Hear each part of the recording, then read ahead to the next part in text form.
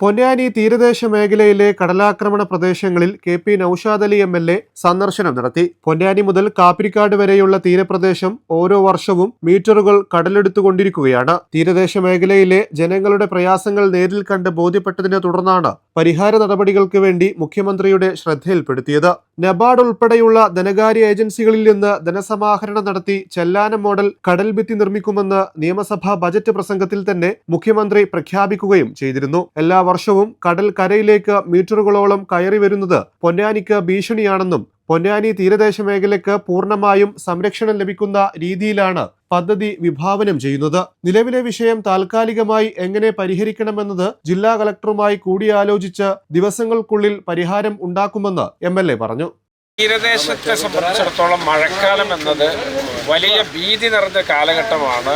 അവരുടെ ഒരു ശാപകാലമായിട്ട് വേണമെങ്കിൽ പറയാം. ഈ കടലാക്രമണത്തിൻ്റെ കാലത്ത് അതിവിടെ ശരാശരി 10 മീറ്റർ 15 മീറ്റർ കര ഓരോ വർഷവും കടലെടുത്ത് കൊണ്ടുപോവുകയാണ്. അങ്ങനെ ഒരു 10-50 കൊല്ലം കഴിഞ്ഞാൽ ഇത് നേരെ ഹൈവേയിലേക്ക് എത്തുമെന്നുള്ള കാര്യത്തിൽ യാതൊരു തർക്കവുമില്ല. അപ്പോൾ ഇതിന് വേണ്ട ഒരു ശാശ്വത പരിഹാരമാണ്. അത് താൽക്കാലികമായിട്ട് നമ്മൾ എന്തെങ്കിലും ചെയ്യുന്നത് ഒരു അല്പകാലത്തേക്ക് ആശ്വാസം നൽകുന്നു. ശാശ്വത പരിഹാരത്തിനുള്ള ശ്രമങ്ങൾ നടത്താൻ ഒരു എം.എൽ.എ. എന്നുള്ള നിലയ്ക്ക് ഞാൻ പ്രതിജ്ഞാബദ്ധനാണ്. ഞാൻ അതിനുള്ള ജോലികൾ തുടങ്ങിക്കഴിഞ്ഞു.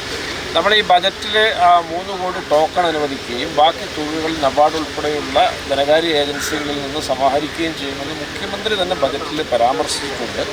അത് ഇത്തരം പ്രവർത്തികളുടെ സ്വഭാവം അറിയുന്നവർക്ക് മനസ്സിലാവും. പക്ഷേ രാഷ്ട്രീയം പറയുന്നവരെ സംബന്ധിച്ചിടത്തോളം 3 കോടിയിലേ അവർ തങ്ങി നിൽക്കുകയുള്ളൂ. അതിൻ്റെ അപ്പുറത്തേക്ക് എത്രമാത്രം വിശാലമാണ് ആ ബജറ്റ് പരാമർശം എന്നുള്ളത് ഈ വിഷയങ്ങൾ പഠിച്ച ആളുകൾക്ക് മനസ്സിലാവും. ഏതായാലും മനസ്സിലാകാത്തവർക്കും അധികം വൈകാതെ അത് ബോധ്യമാവും. അത്തരം പണികൾ നമ്മൾ ഇതുമായി ബന്ധപ്പെട്ട് ചെയ്യുന്നുണ്ട്.